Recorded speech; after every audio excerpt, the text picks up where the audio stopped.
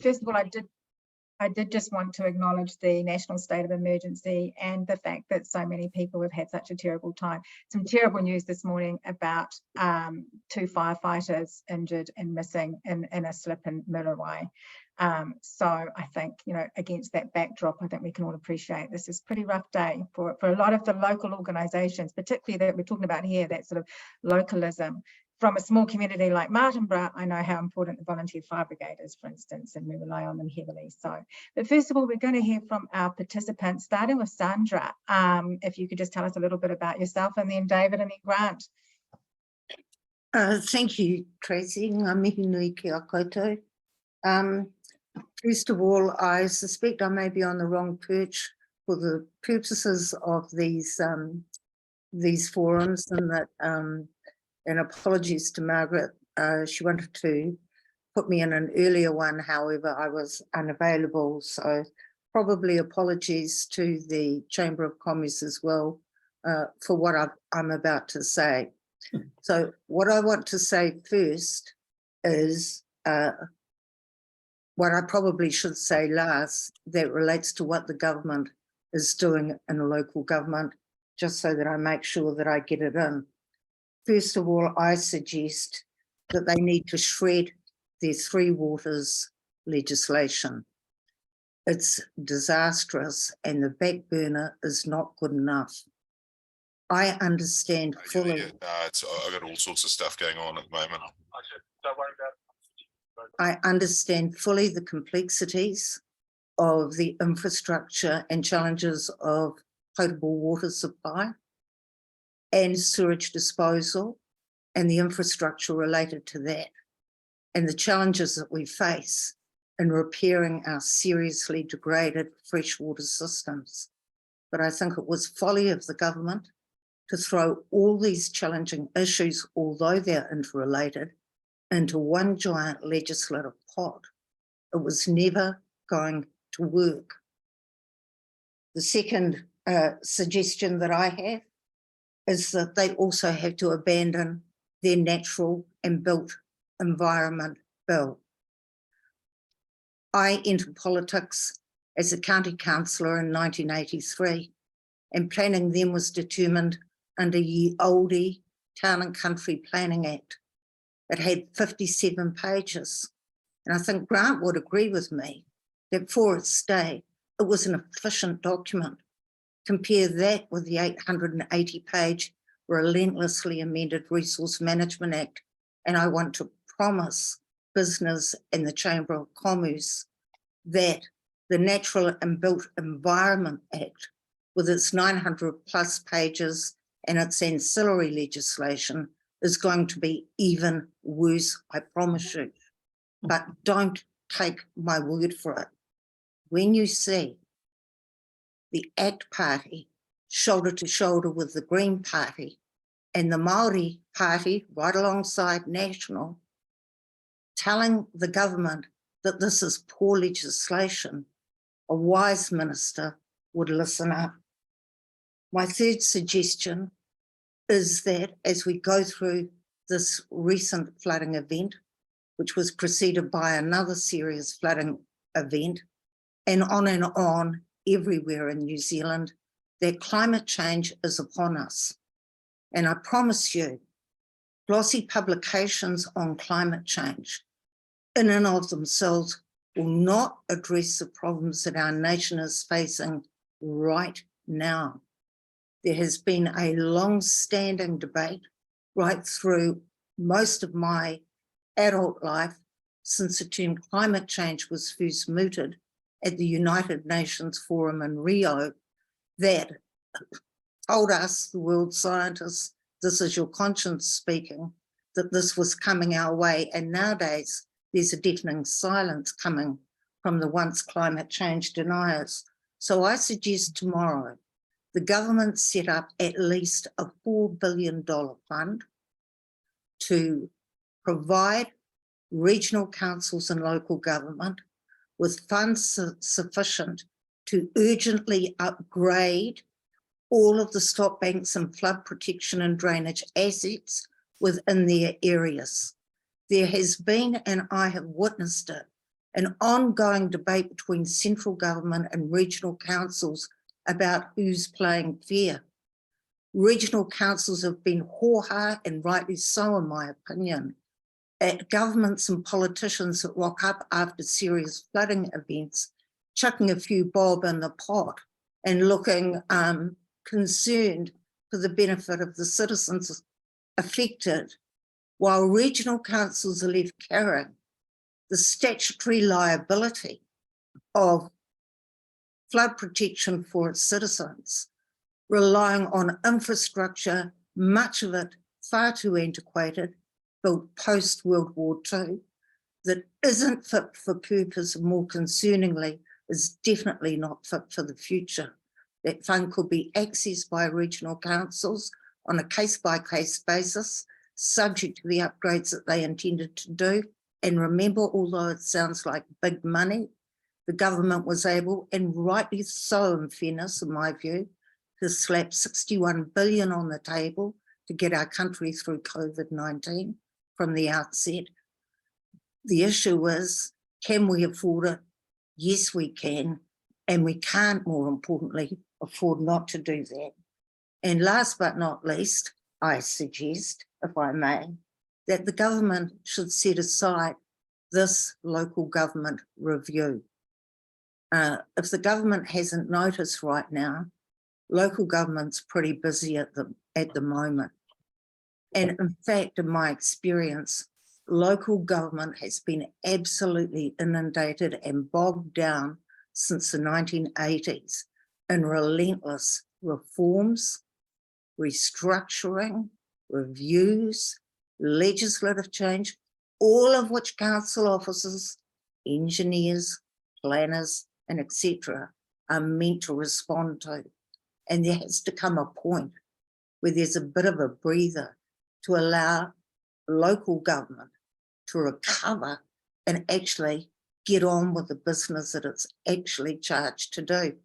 And can I just say this, as a former Uvalde County councillor, who in a Forrest Gump way ended up accidentally in Parliament, but, you know, isn't it ironic that from 1987 pretty much onwards, I couldn't count all of the changes that have been inflicted on local government. But when you go into the House of Representatives, nothing's changed in 100 years. The way the select committees go about their business is still the same. The way the government set the budget and read them is still the same. Everything is still the same, unchanged. And even private members' bills still come out of the biscuit tin in a lottery from time to time.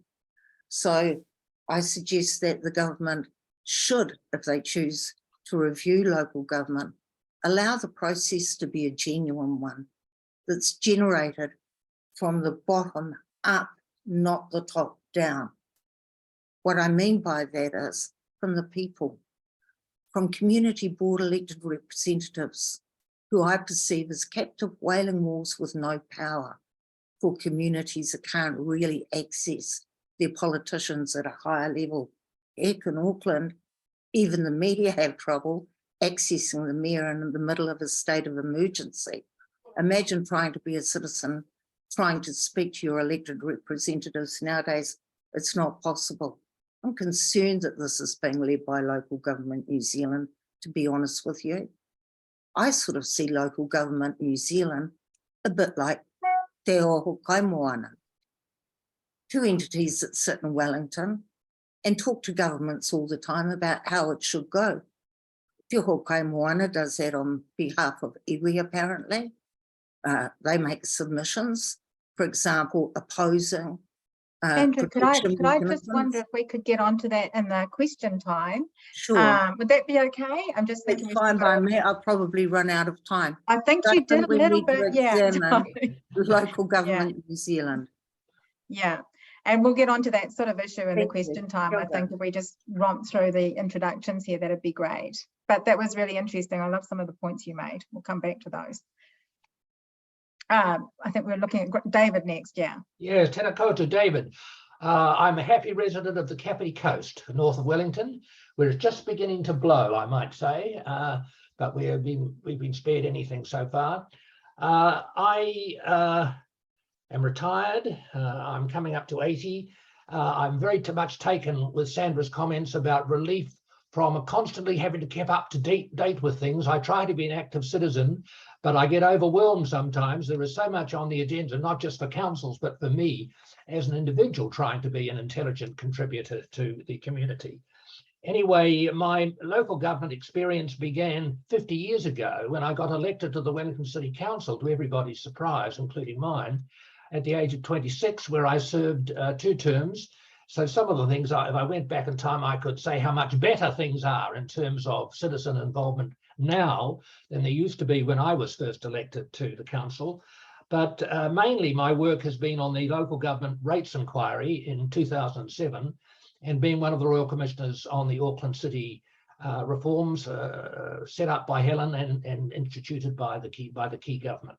So let me just say quickly, you can't talk about local government without talking about rates. This goes right through the whole discussion, all right?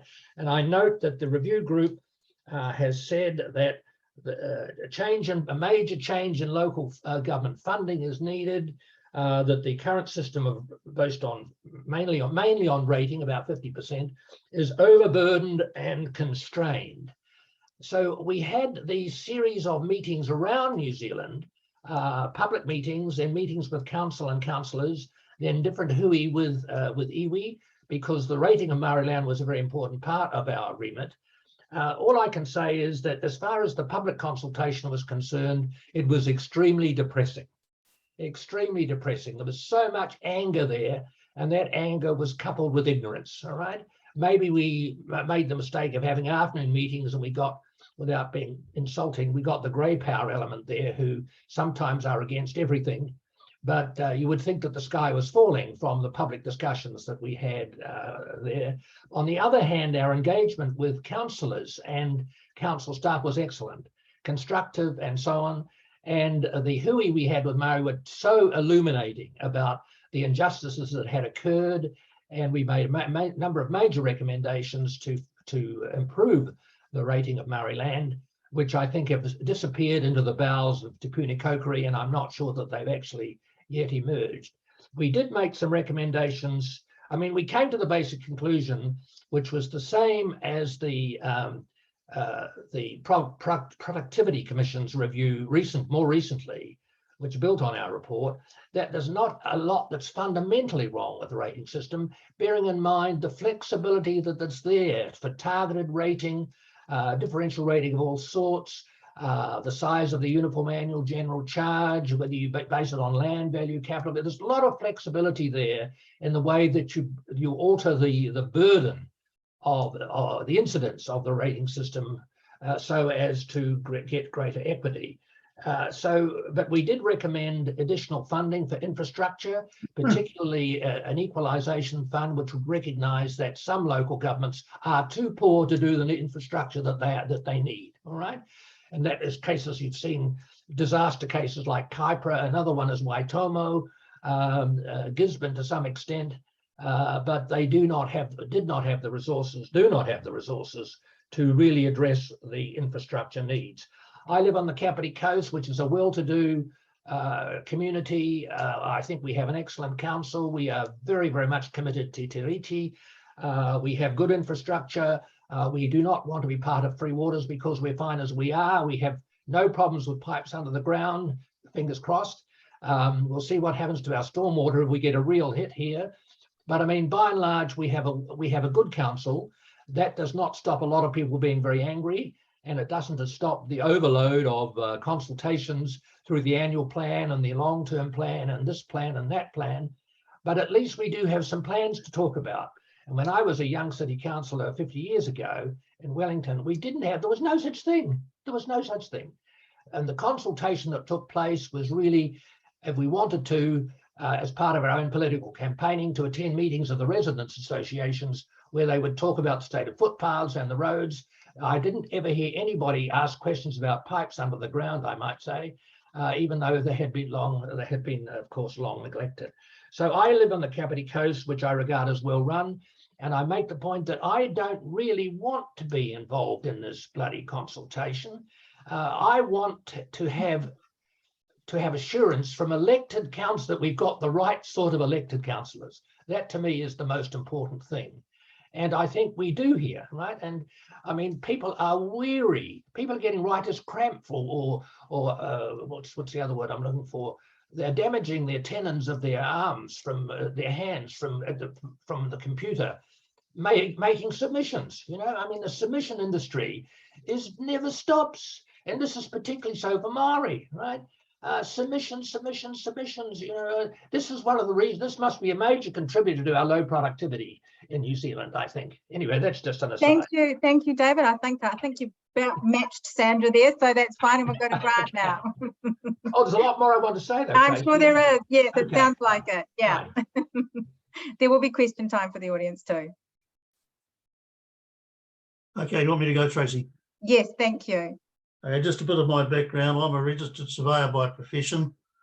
I was a senior officer at the Auckland City Council for 25 years. I left the council and started my own consultancy business, which I carried on for another 20 years. I was a director of the Britomart Group in Auckland, which revitalised the bottom part of the city of Auckland above the Britomart railway station, of which I was the project director. And more recently, I was the chairman of the Central City Key Projects Rebuild Committee in Christchurch, appointed by the government. And I must say that I was also commissioner of the Rodney District Council for a couple of years. Thank you, Sandra. Right. When I looked at the review, I have been involved for the last 50 years in endless reviews of local government, and I think we've lost our way. So I asked myself some questions, which I'll answer. Why do we have local government? We have local government to provide communities with accessible, understandable, and affordable bodies that provide effective and reliable infrastructure, along with a livable and sustainable environment. So that's what we should have. What have we got? We've got confusing, anonymous, inaccessible bodies that have built walls between themselves and their communities. Residents find it nigh impossible to talk directly with a responsible person, are subjected to endless consultation which rarely goes anywhere, and are exposed to frequent infrastructure and environmental failures. How have we got to this state? Councils have had more and more obligations thrust upon them by central government.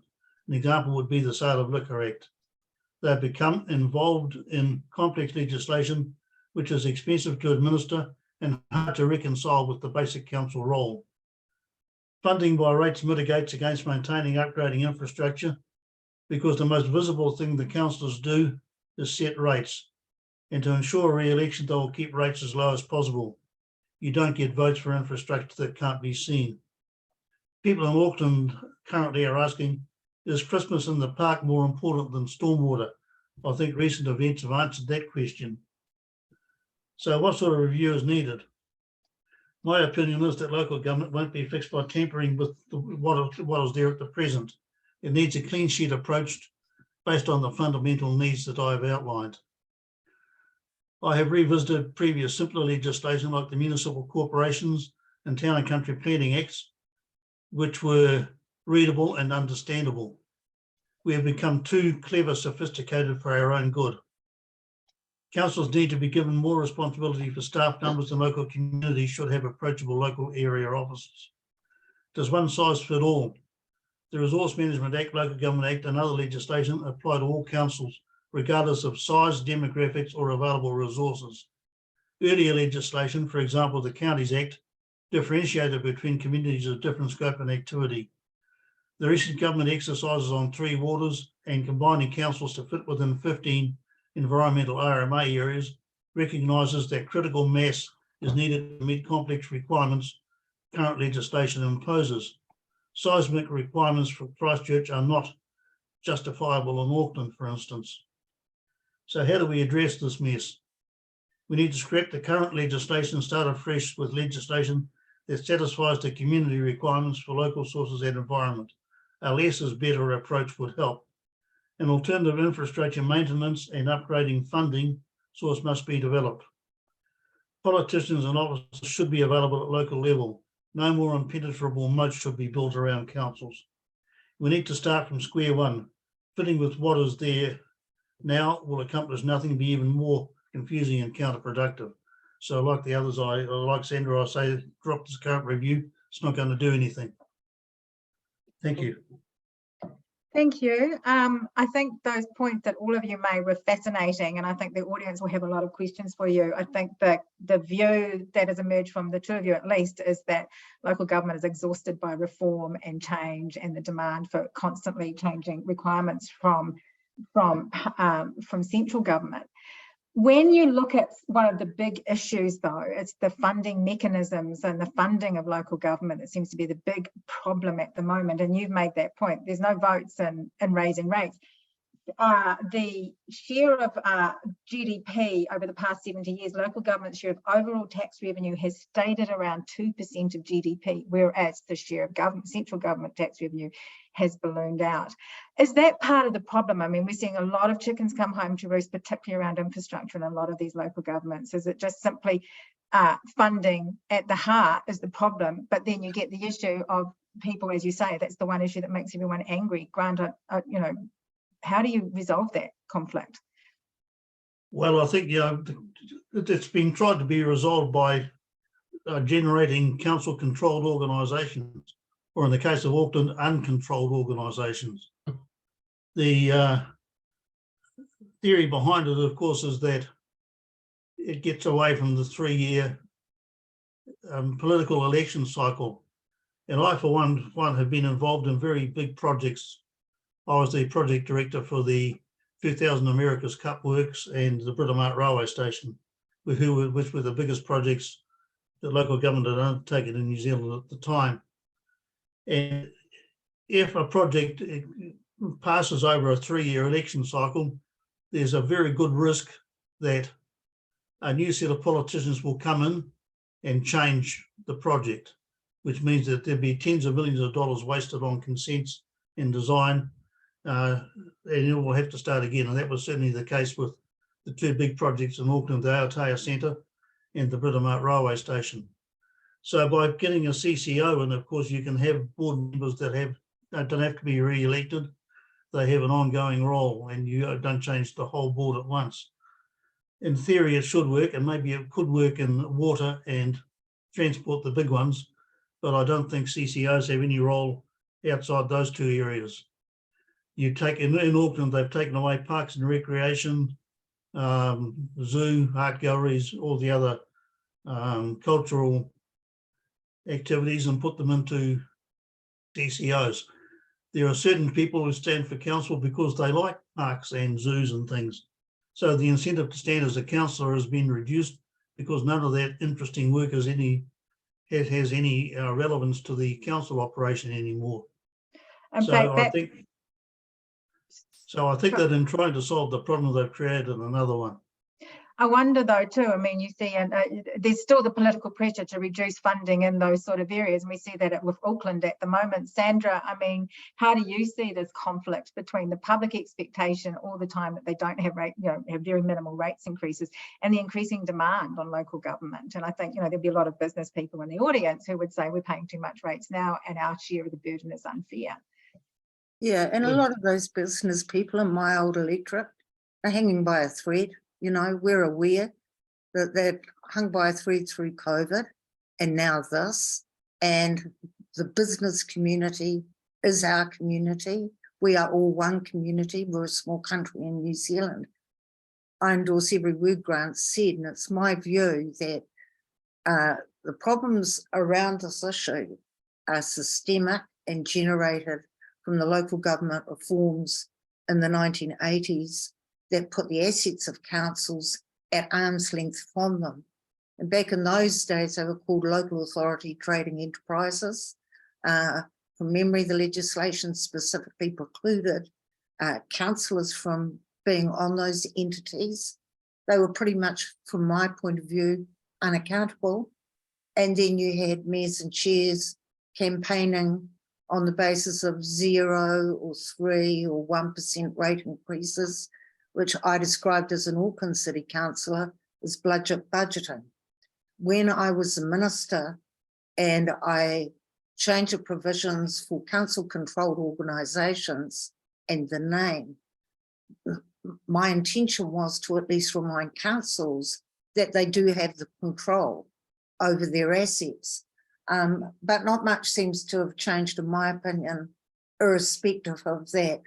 So I think that we need to take a bit of a back to the future approach where there's some clawback of the control over the income generating assets of local government.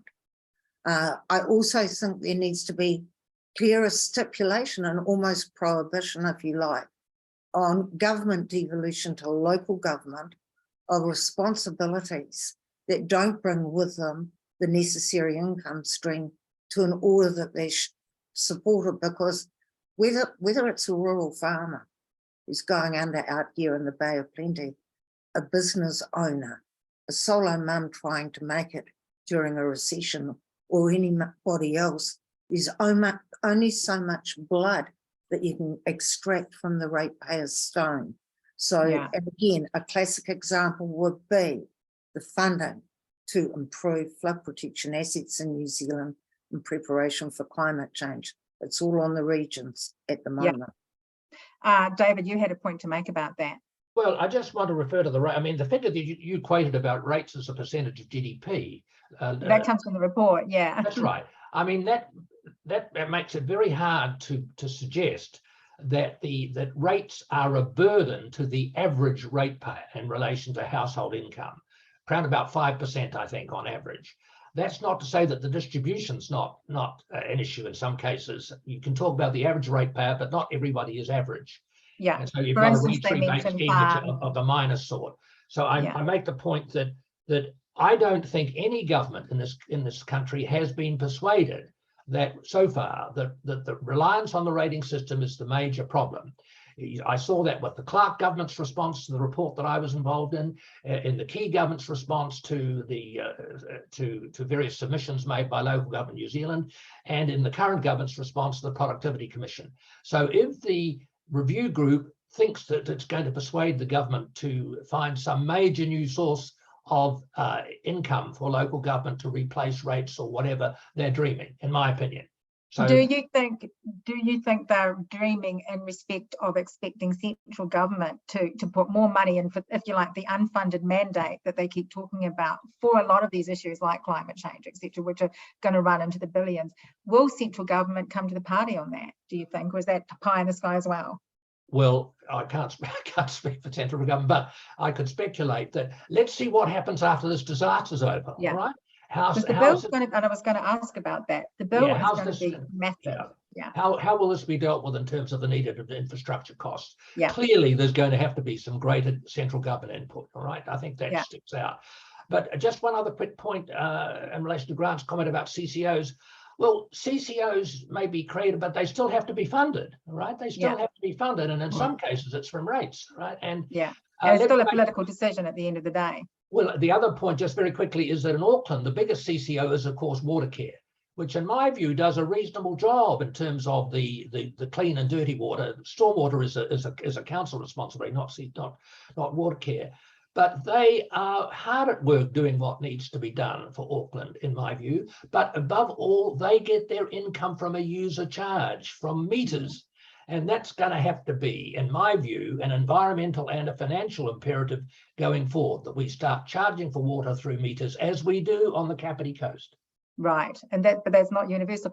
Grant, do you think it's likely that the government would put up the billions that are, to cover these sort of unfunded mandates that local authorities have increasingly started to push back and say, you're loading more and more responsibility onto us, we don't have the money for it? Or will they expect them to just put up rates? I certainly think that central government has to stop pushing non-local government tasks onto local government. I mean, I think it's just gone crazy. But I just, for instance, the central government's putting about $4 billion into the city rail link in Auckland. So the central government is prepared to fund infrastructure when it suits it. Yeah. I think as far as things like stormwater are concerned, I mean, a very good example is of councils not funding things is urban areas rely on road carriageways to carry most of the stormwater away. It can only be retained on road carriageways if the curb lines are maintained. And I was in a council meeting some time ago where the engineers asked for $140 million to lift sunken curbs, and the councillors just laughed at them. But of course, it's not just lifting sunken curbs for aesthetic purposes, it's to keep the stormwater inside the carriageway. And Auckland is paying the price for sunken curbs at the moment. I think we might need to look further at intergenerational funding and how that can be spread better over the generations to come. You know, as a young surveyor, I would be given 100 acres and be told subdivide it. So it would be subdivided into 1/6 or 1/4 acre sections. I would sit down and calculate the stormwater I needed. 90% of the subdivision was still open land that could absorb water. So what happens? You design your stormwater pipe sizes for 40% impervious. Along comes the planners and say we want infill housing. So that 40% that was impervious when you designed it rapidly becomes 80 or 90% as you get through 2 or 3 houses on the 1/4 acre section. Yeah. It just seems to me there's a real mismatch between development and ability of old infrastructure to cope with it. And we're seeing some of And- that debate now, aren't we, in Auckland around the infill housing and whether some of that is. Well, it's not just stormwater, it's also parking. You can't drive down Auckland streets anymore because cars are parked all over them because you no longer have to provide parking on your property. Yeah. So I mean, I was just The going to whole- remind the audience that they are more than welcome to ask questions, and I think there's some sort of mechanism by which you can just throw your questions into the chat there, and I can put them to the panel where they'll probably be able to see them too. So Sure. just feel free. Yeah, one of the things that, and I was interested in David saying, I've got a really good local authority, they're great, Capity's great, you know, and we don't need to do anything too much. But the issue of amalgamation, and Sandra, I think you mentioned this, and I know it was mentioned at the start of the meeting, is amalgamation something that could help just giving local authorities more ability to have joined up thinking across a region? I'm thinking, for instance, I live in the Wairarapa, where I can't recall quite exactly, might be 4 local authorities. There's Masterton, there's Carterton, there's South Wairarapa. Is there a case for more amalgamation? I know we had quite a bit of that in the 80s, but, you know, again, is it time to start thinking about that as well? And Kapiti itself, you know, is not a huge population area either, David. Do you want me to respond very quickly? Can I Yeah. Look, I don't want to say that fine, I'm fine here, right? 50,000 people, high income, and so on. All I'm saying, every local government unit is different, right? On amalgamation, the biggest amalgamation was the super city in Auckland, in which I was involved as a member of the Royal Commission. Did it work? I think it did, but there's a different opinions, of course. One thing is clear, in my view, if it had ever been put to a vote, it would have lost overwhelmingly, all right? But it's an obvious case in point where now in Auckland, whatever else you can say, there is one single rating system, there is one set of planning rules, there's a unitary plan, there's one set of building rules, there's one set of everything. And when you see how dysfunctional the operation of the 7 separate councils was in terms of businesses trying to deal with different requirements, it made the basic recommendation of the Royal Commission, which was accepted by the key government, set up by Helen, of course, it made it a no-brainer. That's all I can say. It wasn't done to save money, though. It was really done to see that things that weren't being done would be done properly, particularly in relation to infrastructure. Now, we do have a question from the audience here. So I guess is that someone will call that out? Yeah. Hopefully we can hear. Yeah, going back to my original introduction where I talked about the amalgamation within Waikato, I'd like the panel's thoughts on that. We have 12 or 13 territorial authorities, and a commonality of purpose is lacking. So I wonder what your thoughts are on that, would be informing our submissions. Sandra, do you want to start with that? Okay, well, first of all, I do not agree with David's analysis on amalgamation. And local government isn't just about uniformity of various different charging systems. Local government is our up close and personal democratic governance system, and it needs to be responsive to the communities that it rules over. So that's the first thing. I would contend also that from the get-go of the notion of local government amalgamation, these wonderful efficiencies that have been lauded from 1987 onwards haven't necessarily panned out, including for business. I recall when my humble county was amalgamated into Auckland City, the Commission's mantra was that the enlarged rating base would make rates affordable, particularly for our small but vital commercial and industrial zones, who saw post-amalgamation in the first round a 120% rate increase. So there are cases for local body amalgamation in some areas. I would cite the west coast of the South Island as a classic example, and how they've escaped this long is beyond me. And that's quite separate from the Regional Development Fund, that trust that governs 91 million that was given by a government I was in historically. So there are cases for it. But if we are concerned, and we should be, about the collapsing willingness of the public to participate in democracy at the local government level by voting and being able to access political representation at that level, then we shouldn't always assume that big is better. So, or necessarily that uniformity is best. Sometimes one of the failures of local government in the modern sense, in my view, is uniformity in some instances. Totally get why in Auckland Central, councils will want to whack massive charges or prohibit chook house licenses. But you tell somebody in the middle of Great Barrier Island that they can't keep chooks on a residentially zoned property. And they're the nuances that aren't getting taken into account. I think Grant had a point you wanted to make there. I spent 10 years on the Local Government Commission, 5 years as chairman. And so I looked at amalgamations a lot through that period.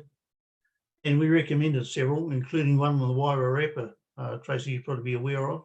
Yeah. And one of the things we looked at in the Wairarapa was the underground infrastructure. And we worked out that the local authorities in the Wairarapa could never ever afford to maintain or replace the fibrillite pipes that are there at the moment. So just simple things like that. So I think the main driver for amalgamation is critical mass. But that critical mass should not be at the expense of losing the community. So the community still has to have accessible services. So I, for one, would say that if amalgamation does take place, that there have to be local area officers with powers given to them in each of the previous areas. David, you mentioned that as well in your talk, but one of the other things I was just going to ask about was remuneration, which the local government review also talks about and says that, well, there is quite a lot of variation in remuneration between local authorities, but they're basically saying, and it's true that increasingly, for instance, the planning hearing for a local councillor, that the amount of work that goes into that is absolutely massive. They were comparing the pay of a local councillor with an MP, which is 160,000 as opposed to something less than 100,000 for a councillor. Is it time to align the pay of local councillors and MPs? Oh, but I think there are central controls over the remuneration of councillors. Each council gets a pool, and I think it's up to them to decide within certain limits as to how they distribute it. All I can say is, when I was on the Wellington City Council, I got paid, I think, $1,000 a year, which was ridiculous compared with the amount of work that we did. I think it's changed for the better. Whether it needs to go further, I think you're probably right. But I mean, if you're a Wellington City Councillor, you get 140,000 a year, which is a living wage, let's face it. Yeah. And more than a living wage for most people. More than a living wage for a lot of people. And in the case of Auckland, it's probably the same. And the Mayor of Auckland gets $250,000, which is well below a cabinet minister. Well, no, maybe it's on the same as a cabinet minister. Probably about Yes, similar. Yeah. look, there is an issue about making it more attractive for people to get into not as a means of raising their income if they're but as a means of actually making sure that you can be free to devote adequate time to it. So Yeah. and that's part of the point I made. I think getting the right councillors in is absolutely key. And Auckland has, in my opinion, done well in terms of the councillors they've elected. Also, I might say in terms of the mayors they've elected. Just my own personal view. Sounds like we've got a couple more questions in the audience, so let's just throw to that now. Thank you, Tracy. I'd like the panel, if they could, to put the considerable intellect on what would be a good amalgamation outcome for the Waikato Valley. That's something I think the locals here would like to actually have some thoughts. Sandra, appreciate your thoughts. That was good. David and Grant, Tracy, really interested in what you think. David, do you want to kick off? Well, I have to plead ignorance about the Waikato Valley, really.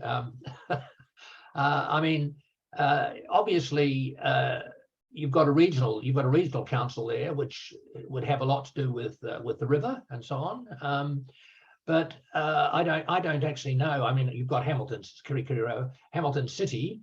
I'm not sure what else you've got. So I'd pass on that. I don't want to comment on your region because I do not know enough about it. Grant? Yeah, so again, when I was on the Local Government Commission, we didn't really do any work around the Hamilton area. So the only proposed amalgamation, I think, was Waitomo and Otaronga on the fringes. But certainly, as a commission, we weren't involved. And in fact, it was never suggested to us that there should be a bigger Waikato amalgamation. So I think that's something that you should take up with the Local Government Commission. That's surprising, isn't it? Given that I think you said at the start there that there was 13 local authorities within the region. Is that correct? The territorial authorities for probably 500,000 people, and it's a growing area where we're getting national immigration coming to the Waikato. So one of the issues for the Waikato is how we fund across the Waikato Valley, how we fund growth, because we're seeing quite a bit of it. So appreciate your opinions, and Sandra, appreciate yours. Thank you very much. It's an important education. Sandra, you had already talked to that issue, I think, had you? So yeah. Are there other audience questions, or just I'm conscious we had a sort of like a 10-minute part at the end for the audience to throw in some Q&A? Yeah, we have another one here, Tracy. Yeah. Rob Pascoe, I'm a retired Hamilton City Councillor, having completed 3 terms up to October of last year. Just a question around David's earlier about amalgamation and whether there's an opportunity or whether there's precedent for partial amalgamations rather than the full ones. Now, I'm sort of relying on an example here that we had in Hamilton about 7 or 8 years ago, where Hamilton City and 2 neighbouring councils got together to look at a possibility of a joint water company or a joint water, and after spending $750,000, we concluded that a CCA with the assets of the 3 councils would provide a better resilience around water as well as a lower cost. Now, what happened, of course, when that went to the political vote is that the other 2 councils outside of Hamilton voted against it, and nothing really happened. But to me, that seems economically and from a resilience point of view, a good way forward. But how do we get that across the line without having a full amalgamation, which clearly hasn't got any political support anyway? I'm just going to interrupt here that in a couple of minutes we're crossing to the webinar for the review group. So just some pretty quick answers, or maybe we come back to it after that webinar at 11 o'clock. Tracy, I think that's a very good question. There is scope, much greater scope for shared services across local government. And in the Auckland review, we found that the council did not share, or they had a shared services for library books, and that was all. And one of the major problems of amalgamation, just my last point, is that every council runs their own separate computer system with a different database. And one of the major things about putting Auckland together, to use that term, which maybe Sandra wouldn't agree with it, putting Auckland together was actually combining 7 separate different IT systems. And they were different for no particular reason, right? It sounds a lot like the DHB. Trouble is, what does that mean for democracy and the ordinary citizens? I don't think they sit at home at night fretting about whether they're compatible or not, quite frankly. And I think just to respond to the important point just made earlier, one of the problems with local government amalgamation is that we have a historical prototype and we've sort of clung to it, and it's linear, and it's resisted at the political level and at the community level, in my opinion, sometimes for very, very good reasons. So I think we need to be more creative about how shared costs and arrangements around services and utilities are made, allowing for local democracy and nuances, while at the same time making sure that efficiencies can be gained without jackbooting communities into bigger and better that aren't necessarily. Grant, do you have a Yes, quick yeah. 1 minute? Local government amalgamations, of course, are not simple, because under the current legislation, they require each local body to hold a referendum in its area and get citizen support for it. Now, in the Wairarapa, we tried that, and the Wairarapa did not want to be amalgamated. A more obvious one would have been probably Nelson and Tasman. As you know, they abut the top of the South Island. They both rejected it. Whangarei, Far North, Kaipara, all desperately poor local authorities who did need some critical mass, again, totally rejected the idea of an amalgamation. So getting an amalgamation through is not easy. Yeah, and I suspect these days even harder, given the sort of parochial interest. Thank you all. I think there's been some really fascinating points raised. I think it's actually become even more crucial than ever when you look at what's happening around the country at the moment, with the whole country affected by the civil defence emergency. So, well, the North Island anyway. So thank you so much. And I'll hand back to the organisers now, who I think are going to connect you up to the webinar from the local government review panel. Yeah. I think that's correct. Thank you, Tracy, and thank you, David, Grant, and Sandra for all your useful insight. We are going to connect to the webinar now coming out of Wellington. It is another Zoom session. We tested this yesterday. We're going to put a Zoom session inside a Zoom session, so you should all be able to see and hear it. If not, I'm going to put if there are any technical problems, I'm going to put the link to that other session in the chat. So you, if you can't see it from this Zoom session, just log into that Zoom instead, but it should work. If you have any questions for the panel, just put them in the chat in this Zoom and I can help ask them, because everyone in this session will need to be on mute. So we're going to join in now. And yeah, after the webinar, which is scheduled to go for an hour, we have a bit of time for a chat between the panel and the audience again. Tracy, I think you need to shoot off so we can take care of that after 11. So yeah, thank you again for your time. Thank you. I have to leave too. I'm terribly Okay. sorry. I can't continue. Yeah. Yep, no, that's fine. Thanks. So we'll yeah, try and get the Zoom going now.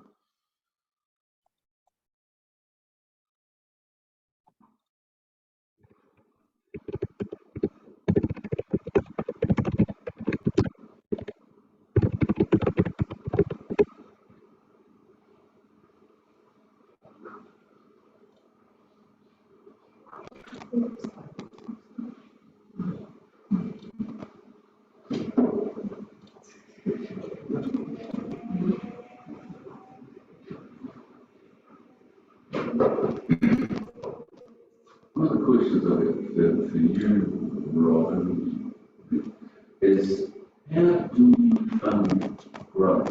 I mean, in a business, you look at